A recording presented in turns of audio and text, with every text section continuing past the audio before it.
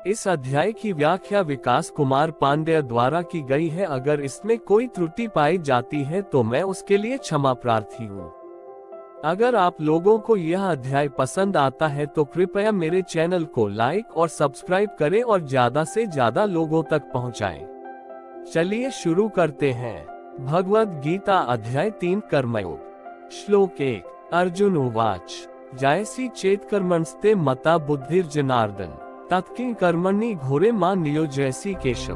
अर्थ, अर्जुन कहते हैं, हे जनार्दन, यदि आपके मत में ज्ञान बुद्धि कर्म से श्रेष्ठ है तो फिर मुझे इस घोर युद्ध में क्यों लगा रहे हैं। विवरण। अर्जुन भ्रमित हैं। उन्हें लगता है कि यदि ज्ञान श्रेष्ठ है तो युद्ध जैसे कर्म की क्या आवश्यकता है।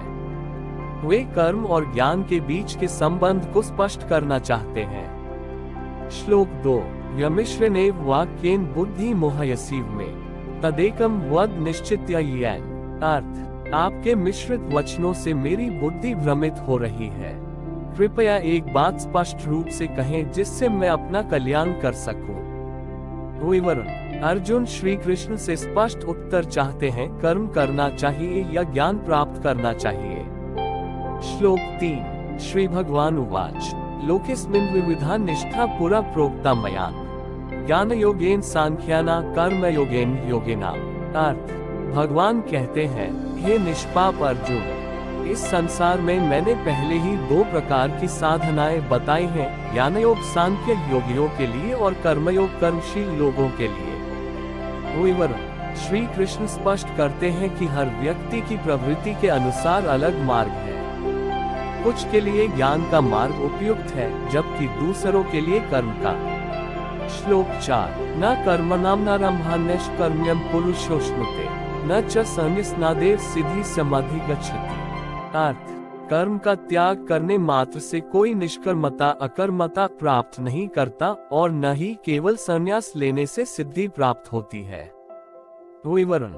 केवल कर्म न करने से मुक्ति नहीं मिलती। व्यक्ति को अपने कर्तव्यों का पालन करना ही होता है। श्लोक 5। न ही कश्चित् क्षणमपि जातु तिष्ठत्य कर्मकृत कार्यते ह्यवशः कर्म सर्वः प्रकृतिजय गुणः। अर्थ, कोई भी व्यक्ति क्षण भर के लिए भी कर्म किए बिना नहीं रह सकता क्योंकि प्रकृति के गुण उसे कर्म करने के लिए बाध्य करते हैं। विवरण। मानव स्वभाव ही ऐसा है कि वह किसी न किसी कर्म में लिप्त रहता है। निष्क्रियता संभव नहीं है। श्लोक 6। कर्मेंद्रियाणि संयम्य आस्ते मनसा स्मरन् इंद्रियार्थान विमूढ़ात्मा मिथ्याचारः स उच्यते। अर्थ, जो व्यक्ति इंद्रियों को वश में रखकर मन से विषयों का चिंतन करता है वह मिथ्याचारी पाखंडी कहलाता है। विवरण। केवल बाहरी रूप से कर्म छोड़ने का दिखावा करना उचित नहीं, मन और विचारों से भी पवित्र होना आवश्यक है। श्लोक 7। यस्त्वेन्द्रियाणि मनसा नियम्यारभतेऽर्जुन कर्मेन्द्रियैः कर्मयोगं त्यक्तः स विशिष्यते। अर्थ, जो व्यक्ति मन द्वारा इंद्रियों को नियंत्रित करके अनासक्त भाव से कर्म करता है वही श्रेष्ठ है।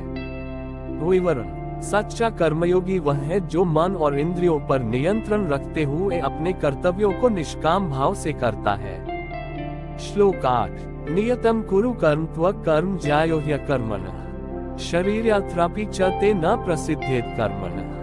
अर्थ, अपने नियत कर्म करो क्योंकि कर्म कर्म निष्क्रियता से श्रेष्ठ है। निष्क्रिय रहने पर तो शरीर का पालन भी संभव नहीं है। विवरण। मनुष्य को अपने निर्धारित कर्तव्यों का पालन करना चाहिए। निष्क्रियता से समाज और आत्मा दोनों का कल्याण नहीं होता। श्लोक 9। कर्म बंधन तदर्थ कर्म कौन्तेय मुक्तस्ंगः समाचर। अर्थ, यज्ञ ईश्वर समाज के लिए किए गए कर्म को छोड़कर अन्य सभी कर्म बंधनकारी होते हैं। इसलिए हे अर्जुन, आसक्ति छोड़कर कर्तव्य का पालन करो। विवरण। कर्म को यज्ञ त्याग और सेवा की भावना से करना चाहिए। इससे कर्म बंधन का कारण नहीं बनते। श्लोक 10। सहयज्ञाः प्रजाः सृष्ट्वा पुरोवाच प्रजापति अनेन प्रस्विष्य ध्वमेश। अर्थ, सृष्टि के प्रारंभ में प्रजापति ने यज्ञ सहित प्रजा की रचना की और कहा, तुम इस यज्ञ के द्वारा समृद्ध हो और यह तुम्हारी इच्छाओं को पूर्ण करने वाला होगा। विवरण। श्री कृष्ण बताते हैं कि यज्ञ और कर्म का उद्देश्य लोक कल्याण है। यह सृष्टि के प्रारंभ से ही सिखाया गया है कि कर्म से ही मानव समाज समृद्ध होता है। श्लोक 11। देवान भावयतानेन्ते देवा भावयन्तु व परस्पर भावयन्त श्रेयः परम वाप्स्यथ। अनुवाद। यज्ञ द्वारा देवताओं को संतुष्ट करो और वे बदले में तुम्हें संतुष्ट करेंगे। इस प्रकार परस्पर सहयोग से तुम परम कल्याण को प्राप्त करोगे।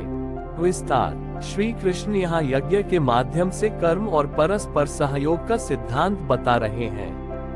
यज्ञ का अर्थ केवल अग्निहोत्र नहीं, बल्कि समाज, प्रकृति और ईश्वर के प्रति कर्तव्य है। जब हम अपने कर्तव्यों को निस्वार्थ भाव से निभाते हैं, तो यह पूरे समाज और सृष्टि के लिए लाभकारी होता है।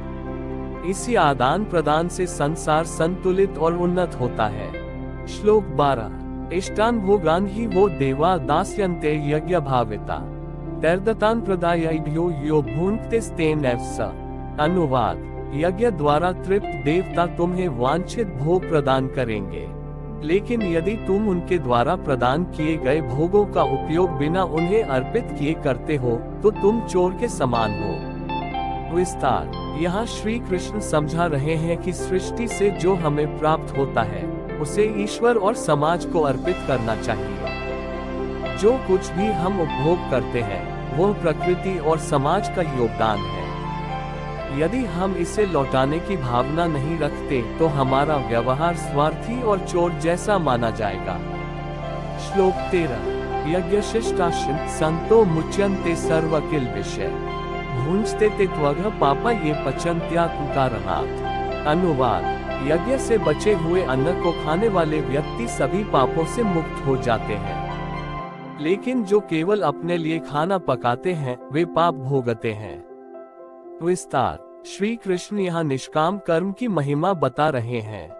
जब कोई अपने कर्म और जीवन को यज्ञ समर्पण का हिस्सा बनाता है, तो वह शुद्ध और पवित्र हो जाता है। लेकिन जो व्यक्ति केवल स्वार्थ के लिए कार्य करता है, वह अपने कर्मों के बंधन में बंध जाता है। श्लोक 14। अन्नाद् भवन्ति भूतानि पर्जन्यादन्न संभव यज्ञाद् भवति पर्जन्यो यज्ञ कर्मस्मुद्भव। अनुवाद। सभी प्राणी अन्न से उत्पन्न होते हैं, अन्न वर्षा से उत्पन्न होता है और वर्षा यज्ञ से उत्पन्न होती है। यज्ञ कर्म से उत्पन्न होता है। विस्तार। यह श्लोक प्रकृति और कर्म का चक्र बताता है। जब मनुष्य अपने कर्तव्यों कर्म को धर्म पूर्वक निभाता है, तो वह यज्ञ करता है। यज्ञ से संतुलन बनता है, जिससे प्रकृति वर्षा करती है और अन्न पैदा होता है। यह चक्र मानव जीवन और सृष्टि के लिए अनिवार्य है। श्लोक 15। कर्म ब्रह्मोद्भव विद्धि ब्रह्माक्षर स्मोद्भवम् तस्मात् सर्वगतम ब्रह्म नित्यम यज्ञ प्रतिष्ठितम। अनुवाद। कर्म वेदों से उत्पन्न होता है और वेद अविनाशी ब्रह्म से। इस प्रकार सर्वव्यापी ब्रह्म यज्ञ में सदा प्रतिष्ठित है। विस्तार। यहाँ कर्म और धर्म का स्रोत बताया गया है। कर्म वेदों ज्ञान पर आधारित है और वेद परम सत्य ब्रह्म से उत्पन्न है। यज्ञ कर्तव्य और समर्पण इस ब्रह्म का प्रतीक है, जो सृष्टि के हर हिस्से में व्याप्त है। श्लोक 16। एवं प्रवर्तित चक्रम नानुवर्तयति ह्यः अघायुरिन्द्रिय रामो मोघ पार्थ स जीवति। अनुवाद। जो इस चक्र का पालन नहीं करता और इंद्रियों के भोग में लिप्त रहता है, वह पापपूर्ण और व्यर्थ जीवन जीता है। विस्तार। श्री कृष्ण यहाँ समझाते हैं कि यदि मनुष्य यज्ञ के इस चक्र का पालन नहीं करता, तो उसका जीवन केवल स्वार्थ और इंद्रिय भोगों में बर्बाद हो जाता है। ऐसा जीवन समाज और सृष्टि के लिए हानिकारक है। श्लोक 17। यस्त्वात्मरतिरेव स्यादात्मतृप्तश्च मानव आत्मन्येव च संतुष्टस्तस्य कार्यं न विद्यते। अनुवाद। जो व्यक्ति आत्मा में संतुष्ट, आत्मा में रति, आनंद पाने वाला और आत्मा में ही तृप्त है, उसके लिए कोई कर्म शेष नहीं है। विस्तार। यह श्लोक एक आत्मज्ञानी की स्थिति का वर्णन करता है। ऐसा व्यक्ति अपनी आत्मा में स्थिर और संतुष्ट रहता है। वह सभी कर्मों से मुक्त होकर केवल साक्षी भाव में रहता है। श्लोक 18। नैव तस्य कृतेनार्थो नाकृतेने कश्चिन न चास्य सर्वभूतेषु कश्चिदर्थ विपाश्रियः। अनुवाद। ऐसे आत्मज्ञानी का न तो किए गए कर्मों से कोई प्रयोजन है और न ही न किए गए कर्मों से वह किसी पर भी निर्भर नहीं रहता। विस्तार। जो आत्मा को पहचान चुका है वह कर्म फल की अपेक्षा से परे है। वह कर्म करता तो है लेकिन केवल लोक कल्याण के लिए, न कि अपनी कोई आवश्यकता पूरी करने के लिए। श्लोक 19। तस्मात् सततम कार्यम कर्म समाचर असक्तो ह्याचरन् कर्म परमाप्नोति पुरुष। अनुवाद। इसलिए आसक्ति रहित होकर अपना कर्तव्य लगातार करते रहो, क्योंकि आसक्ति रहित होकर कर्म करने से मनुष्य परम सिद्धि को प्राप्त करता है। विस्तार। यहाँ श्री कृष्ण निष्काम कर्म योग का सार बताते हैं। बिना किसी फल की इच्छा के अपने कर्तव्यों को निभाना ही मोक्ष का मार्ग है। श्लोक 20। कर्मण्येव हि संसिद्धिमास्थिता जनकादयः लोक संग्रह में वापि संपश्यन् कर्तुमर्हसि। अनुवाद। राजा जनक आदि ने भी कर्म के द्वारा ही सिद्धि प्राप्त की थी, इसलिए लोक संग्रह समाज कल्याण के लिए तुम्हें भी कर्म करना चाहिए। विस्तार। श्री कृष्ण बताते हैं कि महापुरुष भी निष्काम कर्म के माध्यम से समाज का मार्गदर्शन करते हैं। अर्जुन को अपने कर्तव्यों के पालन के लिए प्रेरित किया गया है। श्लोक 21। यद्यदाचरति श्रेष्ठस्तत्तदेवेतरोज्जान स यत्प्रमाणं कुरुते लोकस्तदनुवर्ते। अनुवाद। जो श्रेष्ठ पुरुष आचरण करता है वही दूसरे लोग करते हैं। वह जो मानक स्थापित करता है वही लोग उसका अनुसरण करते हैं। विस्तार। यहाँ श्री कृष्ण अर्जुन को समझाते हैं कि समाज श्रेष्ठ पुरुषों के आचरण का अनुसरण करता है, इसलिए श्रेष्ठ व्यक्ति को अपने कर्म और आचरण के प्रति सचेत रहना चाहिए। श्लोक 22। न मे पार्थास्ति कर्तव्यम त्रिषु लोकेषु किंचन नान्वाप्तमवाप्तव्यम वर्तैव च कर्मणि। अनुवाद। हे पार्थ, मुझे तीनों लोकों में कुछ भी प्राप्त करने योग्य नहीं है और न ही मुझे कुछ प्राप्त करना है, फिर भी मैं कर्म करता हूँ। विस्तार। भगवान स्वयं यह कहते हैं कि उन्हें कुछ भी प्राप्त करने की आवश्यकता नहीं है, फिर भी वे कर्म करते हैं। यह अर्जुन को यह सिखाने के लिए कहा गया है कि कर्म केवल फल के लिए नहीं बल्कि कर्तव्य के लिए करना चाहिए। श्लोक 23। यदि यह न वर्तेयम जातु कर्मण्यतन्द्रित मम वर्तमानुवर्तन्ते मनुष्या पार्थ सर्वश। अनुवाद। यदि मैं सावधान होकर कर्म न करूं तो हे पार्थ, सभी मनुष्य मेरे मार्ग का अनुसरण करेंगे। विस्तार। श्री कृष्ण यहाँ अर्जुन को बताते हैं कि यदि ईश्वर भी कर्म न करें तो संसार का संतुलन बिगड़ जाएगा। भगवान जो आदर्श हैं, उनके आचरण का समाज पर गहरा प्रभाव पड़ता है। अतः श्रेष्ठ व्यक्तियों को सदैव अपने कर्तव्यों का पालन करना चाहिए, क्योंकि अन्य लोग उनका अनुकरण करते हैं। श्लोक 24। उत्सीदेयुरिमे लोका न कुर्या कर्म चेदहम् संकरस्य च कर्तास्यामुपहन्यामिमाः प्रजा। अनुवाद। यदि मैं कर्म न करूं तो ये लोग नष्ट हो जाएंगे। मैं समाज में अराजकता का कारण बन जाऊंगा और सभी प्राणियों का विनाश कर दूंगा। विस्तार। यहाँ श्री कृष्ण कर्म का महत्व बताते हैं। वे समझाते हैं कि यदि ईश्वर भी अपने कार्यों को छोड़ दे तो सृष्टि में अव्यवस्था फैल जाएगी। मनुष्य अपनी जिम्मेदारियों से विमुख हो जाएगा, जिससे समाज का पतन होगा। श्लोक 25। सक्ताः कर्मण्य विद्वांसो यथा कुर्वन्ति भारत। अनुवाद। हे भारत, जैसे अज्ञानी लोग आसक्ति के साथ कर्म करते हैं, वैसे ही ज्ञानी भी कर्म करे, लेकिन आसक्ति के बिना और लोक संग्रह समाज के कल्याण के उद्देश्य से। विस्तार। श्री कृष्ण यहाँ कहते हैं कि अज्ञानी अपने कर्मों को फल की आशा से करते हैं। ज्ञानी को भी कर्म करना चाहिए, लेकिन बिना किसी आसक्ति और फल की चिंता के। उनका उद्देश्य समाज को सही दिशा दिखाना होना चाहिए। श्लोक 26। न बुद्धि भेदम जन्यत ज्ञाना कर्मसंज्ञानाम जोश्रेत सर्वकर्माणि विद्वान युक्त समाचरण। अनुवाद। ज्ञानी व्यक्ति को अज्ञानी कर्म संज्ञों की बुद्धि का विभ्रम नहीं करना चाहिए। उसे स्वयं सम्यक रूप से कर्म करते हुए उन्हें भी प्रेरित करना चाहिए। विस्तार। यहाँ श्री कृष्ण समझा रहे हैं कि ज्ञानी को चाहिए कि वह अज्ञानी लोगों को उनके कर्मों से विमुख न करे, बल्कि उन्हें कर्म में लगे रहने के लिए प्रेरित करे और साथ ही उन्हें सही मार्ग दिखाए। श्लोक 27। प्रकृते क्रियमाणानि गुणाः कर्माणि सर्वश अहंकार विमूढ़ात्मा कर्ता हमिति मान्यते। अनुवाद। प्रकृति के गुणों द्वारा सभी कर्म स्वाभाविक रूप से होते हैं, लेकिन अहंकार से मोहित व्यक्ति सोचता है कि वह स्वयं करता है। विस्तार। इस श्लोक में श्री कृष्ण बताते हैं कि सारे कर्म प्रकृति सत्व, रजस, तमस के गुणों के द्वारा स्वाभाविक रूप से होते हैं, लेकिन अज्ञान और अहंकार से घिरा व्यक्ति यह सोचता है कि वह स्वयं सब कुछ कर रहा है। यह भ्रम ही उसे कर्म बंधन में बांधता है। श्लोक 28। तत्त्ववित्तु महाबाहो गुण कर्म विभागयो गुणा गुणेषु वर्तन्त इति मत्वा न सजते। अनुवाद। लेकिन हे महाबाहो, तत्वज्ञानी व्यक्ति यह समझता है कि गुण ही गुणों में कार्य कर रहे हैं और वह उनमें आसक्त नहीं होता। विस्तार। तत्वज्ञानी यह जानता है कि सृष्टि में जो कुछ हो रहा है वह प्रकृति के गुणों का खेल है। वह स्वयं को उनसे अलग समझता है और इसीलिए वह कर्म के बंधनों से मुक्त रहता है। श्लोक 29।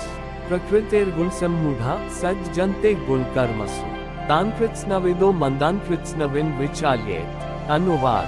प्रकृति के गुणों से मोहित होकर अज्ञानी लोग कर्मों में आसक्त हो जाते हैं, लेकिन ज्ञानी को चाहिए कि वह उन्हें विचलित न करे। विस्तार। अज्ञानी व्यक्ति प्रकृति और कर्म के बंधन में बंधा रहता है। ज्ञानी को उनका मार्गदर्शन करना चाहिए, लेकिन उनके विश्वासों को एकदम से न तोड़ते हुए उन्हें उनकी समझ के अनुसार कर्म में लगाकर धीरे धीरे सही दिशा दिखानी चाहिए। श्लोक 30। मयि सर्वाणि कर्माणि सन्न्यस्याध्यात्म चेतसा निराशीर निर्मो भूत्वा युध्यस्व विगतज्वर। अनुवाद। अपने सभी कर्म मुझ में अर्पित करते हुए मन को आत्मा में स्थिर करके आशा और ममता रहित होकर और हर चिंता से मुक्त होकर युद्ध करो। विस्तार। श्री कृष्ण यहाँ अर्जुन को कहते हैं कि वह अपने कर्मों को ईश्वर को अर्पित करे। जब कर्म फल की इच्छा और स्वार्थ से रहित होते हैं तो वे ईश्वर के प्रति समर्पण बन जाते हैं। ऐसी स्थिति में व्यक्ति बिना तनाव और भय के अपने कर्तव्यों का पालन कर सकता है। श्लोक 31। ये मे मतमिदं नित्यमनुतिष्ठन्ति मानवा श्रद्धावन्तो सूयन्तो मुच्यन्ते तेपि कर्मभिः। अनुवाद। जो मनुष्य मेरे इस मत का सदा पालन करते हैं, श्रद्धा और बिना ईर्ष्या के, वे भी कर्म बंधनों से मुक्त हो जाते हैं। विस्तार। श्री कृष्ण बताते हैं कि जो लोग उनके उपदेशों को विश्वास और समर्पण के साथ अपनाते हैं, वे कर्म के बंधनों से मुक्त हो जाते हैं। उनके द्वारा किया गया हर कर्म एक यज्ञ बन जाता है। श्लोक 32। ये त्वेतदभ्यसूयन्तो नानुतिष्ठन्ति मे मतम् सर्वज्ञान विमूढ़ास्तान् विद्धि नष्टान् चेतस। अनुवाद। जो लोग इस उपदेश को ईर्ष्या के कारण नहीं मानते और उसका पालन नहीं करते, वे अज्ञानी और विनष्ट बुद्धि वाले हैं। विस्तार। जो लोग भगवान के बताए हुए मार्ग का अनुसरण नहीं करते, वे अज्ञान और मोह में फंसे रहते हैं। उनके कर्म उन्हें मोक्ष के मार्ग पर नहीं ले जाते, बल्कि और अधिक बंधन में डाल देते हैं। श्लोक 33। सदृश चेष्टते स्वस्याः प्रकृतिर्ज्ञानवान् प्रकृतिं यान्ति भूतानि निग्रह किं करिष्यति। अनुवाद। ज्ञानी व्यक्ति भी अपनी प्रकृति के अनुसार कार्य करता है। सभी प्राणी अपनी अपनी प्रकृति के अनुसार चलते हैं, बलपूर्वक उसे रोकने का कोई लाभ नहीं है। विस्तार। श्री कृष्ण यहाँ बताते हैं कि प्रत्येक व्यक्ति अपनी स्वभावजनित प्रवृत्ति के अनुसार कार्य करता है। ज्ञानी भी अपनी प्रकृति के अनुरूप कर्म करता है, लेकिन वह आसक्त नहीं होता। यह श्लोक व्यक्ति की प्रकृति को समझकर उसके अनुसार मार्गदर्शन करने की शिक्षा देता है। श्लोक 34। इंद्रियस्येन्द्रियस्यार्थे रागद्वेषौ व्यवस्थित तयोन्वशमागच्छेतो ह्यस्य परिपंथिनो। अनुवाद। प्रत्येक इंद्रिय के विषय में राग, आसक्ति और द्वेष विरोध निहित है। इन दोनों के वश में नहीं होना चाहिए, क्योंकि ये मनुष्य के मार्ग में बाधा डालते हैं। विस्तार। श्री कृष्ण बताते हैं कि हमारी इंद्रियां स्वाभाविक रूप से आसक्ति और द्वेष की ओर आकर्षित होती हैं। ये मनुष्य को मोह में डालकर सही मार्ग से भटकाती हैं।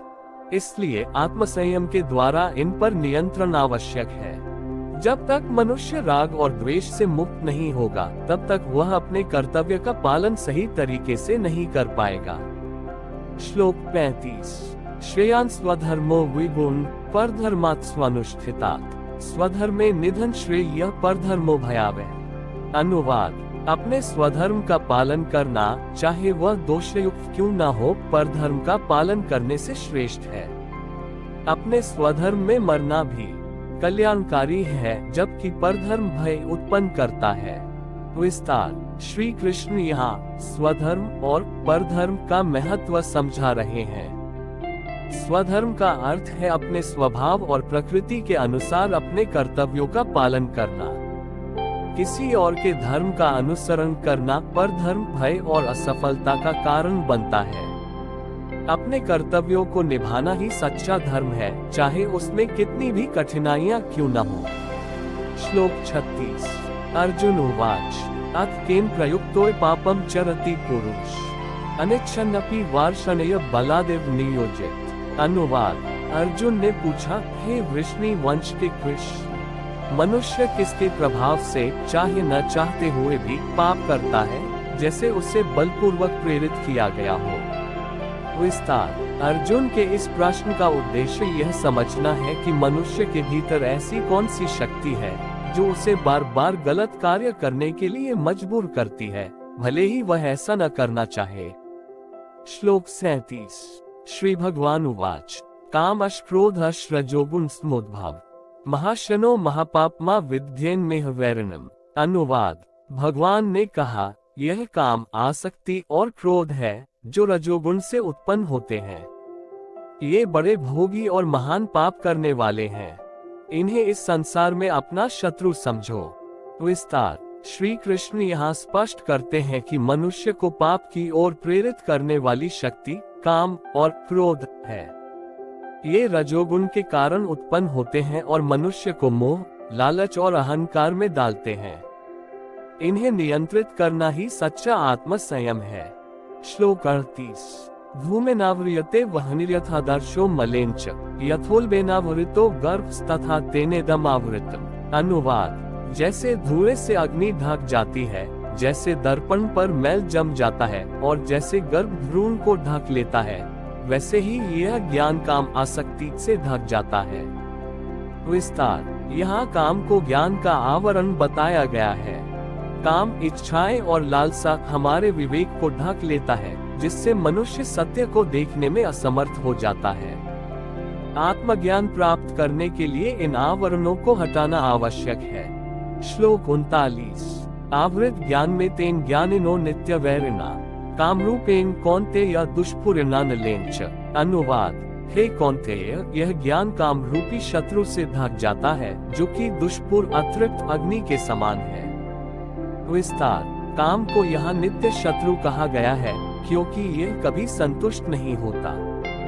जैसे अग्नि में जितना भी ईंधन डालो वह और भड़कती है, वैसे ही इच्छाओं का अंत नहीं होता।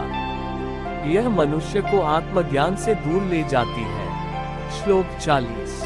इंद्रियाणि मनो बुद्धिरस्याधिष्ठान मुच्यते एतर्विमोहयत्येष ज्ञानमावृत्य देहिनः। अनुवाद। इंद्रिया, मन और बुद्धि को काम का निवास स्थान कहा गया है। यह काम इन तीनों के माध्यम से आत्मा के ज्ञान को ढककर उसे भ्रमित करता है। विस्तार। श्री कृष्ण बताते हैं कि काम मनुष्य के भीतर इंद्रियों, मन और बुद्धि में स्थित होकर उसे भ्रमित करता है। यह व्यक्ति को इंद्रिय भोगों की ओर खींचता है और उसे उसके वास्तविक लक्ष्य आत्मा से भटकाता है।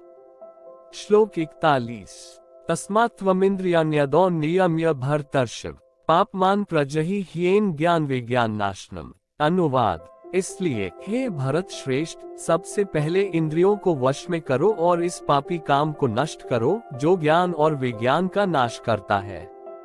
विस्तार। श्री कृष्ण उपदेश देते हैं कि आत्म संयम ही काम को जीतने का उपाय है। इंद्रियों को नियंत्रित किए बिना काम पर विजय संभव नहीं है। यह मनुष्य के ज्ञान, सांसारिक विवेक और विज्ञान, आध्यात्मिक ज्ञान दोनों का नाश करता है। श्लोक 42। इंद्रियाणि पराण्याहुरिन्द्रियेभ्यः परमं मनसस्तु परा बुद्धिर्यो बुद्धे परतस्तु स। अनुवाद। इंद्रियां विषयों से श्रेष्ठ है, मन इंद्रियों से श्रेष्ठ है, बुद्धि मन से श्रेष्ठ है और आत्मा बुद्धि से भी श्रेष्ठ है। विस्तार। यहाँ श्री कृष्ण आत्मा की महत्ता को बताते हैं। वे समझाते हैं कि आत्मा सबसे श्रेष्ठ है, लेकिन काम और क्रोध बुद्धि के स्तर पर हमें भ्रमित करते हैं। आत्मा की शक्ति का अनुभव करने के लिए इंद्रियों, मन और बुद्धि पर नियंत्रण आवश्यक है। श्लोक 43। एवं बुद्धे पर बुद्धवा संस्तभ्यात्मात्मना जहि शत्रु महाबाहो कामरूपा दुरासन। अनुवाद। इस प्रकार आत्मा को बुद्धि से भी परे जानकर अपने मन को स्थिर करो और हे महाबाहो, इस काम रूपी दुरासत शत्रु का नाश करो। विस्तार। यह श्लोक निष्कर्ष है। श्री कृष्ण अर्जुन को आत्मा की पहचान करने और काम को अपना शत्रु समझकर उसे नष्ट करने का उपदेश देते हैं। आत्म नियंत्रण और आत्मज्ञान के माध्यम से ही मनुष्य काम और क्रोध जैसे दुर्गुणों पर विजय प्राप्त कर सकता है। भगवद गीता अध्याय 3 को ध्यान से सुनने के लिए आप सभी का हृदय से आभार। अध्याय 3 बहुत शीघ्र आपके सामने प्रस्तुत किया जाएगा। जय श्री कृष्ण।